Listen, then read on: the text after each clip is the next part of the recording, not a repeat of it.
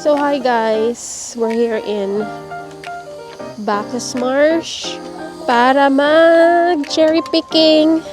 So it is summer here in Australia, so ang ano sa ilha karon season is cherries. Okay, so I'm with my aunties here in Australia and my mom, and of course my husband is with me today, and we're doing a cherry picking. So naamid rin silang farm. Yes, $15 entrance. $8 ang entrance. Per person. Pag nakanay na pick, it's $15 a kilo. So $8 ang entrance. So pick and eat.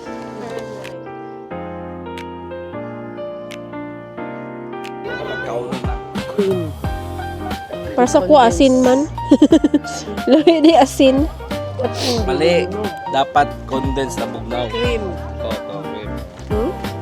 Cream and condense. Then, na-chill. Kaon, kaya wala sa Pilipinas.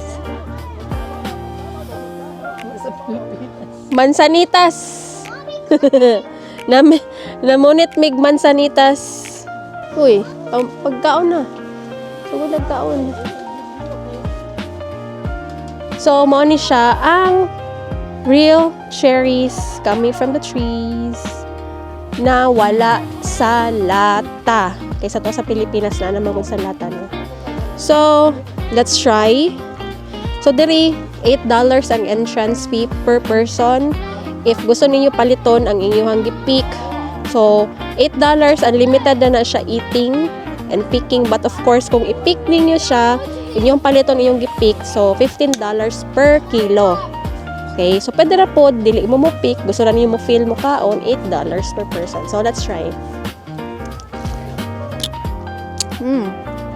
So, na siya liso sa sulod. Sa kabok. Lami siya.